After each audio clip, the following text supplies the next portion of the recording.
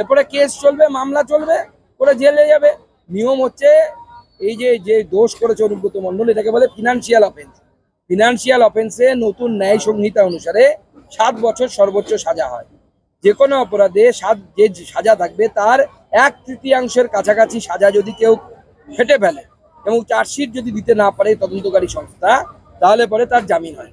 সেই জন্য জামিন হয়েছে, তার মানে সে মুক্তি পায়নি। কিন্তু এখন মামলা চলবে, মামলা চলে, চার্জশিট হবে, মামলা চলবে এবং তারপরে জেলেও যেতে হবে। এই এত প্রশ্ন কেন? এক একটা তথ্য সামনে আসছে, আমরা অবাক হয়ে যাচ্ছি। সাধারণ মানুষ, গরিব মানুষ হসপিটালে যায় চিকিৎসার জন্য, বাচ্চা হওয়ার জন্য যায়। আনন্দবাজারে বেরিয়েছে, আপনারা দেখে নেবেন কি বলছে। তাদের বাচ্চা হওয়ার সময় মহিলাদেরকে অক্সিটোসিন বলে একটা ইঞ্জেকশন দিতে হয়। ডাক্তারবাবু আমার থেকে ভালো জানেন সেই অক্সিটোসিন ইঞ্জেকশন। ডাক্তারবাবুরা চিঠি লিখে স্বাস্থ্য ভবনে জানিয়েছে যে অক্সিটোসিন ইঞ্জেকশন যখন মায়েদেরকে দেওয়া হচ্ছে বাচ্চা হওয়ার সময়, বহু মা ইঞ্জেকশন দেওয়ার পর মরে যাচ্ছে। কেন মরে যাচ্ছে? কারণ ইঞ্জেকশনের মধ্যে ভেজাল আছে। ডাক্তারবাবুরা সবাই সই করে চিঠি লিখেছেন স্বাস্থ্য ভবনে। স্বাস্থ্য ভবন থেকে কোনো কথা শোনা হয়নি। মুখ্যমন্ত্রীর লোকেরা বলে দিয়েছে তোমরা বেশি বাড়াবাড়ি করছো।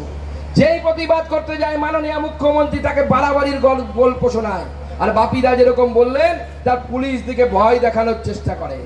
এই পুলিশ অফিসারদেরকে পরিষ্কার বলে দিতে চায়, পুলিশ হয়ে যদি থাকতে পারেন তো ভারতীয় জনতা পার্টির কর্মী সমর্থকদের কাছে পুলিশের মতো আচরণ পাবেন। আর যদি তৃণমূল কংগ্রেস করতে চান, পুলিশের উর্দিটা ছেড়ে তৃণমূলের ঝান্ডা ধরে রাস্তায় নামুন, ভারতীয় জনতা পার্টি দেখিয়ে দেবে, ভারতীয় জনতা পার্টি দেখিয়ে দেবে।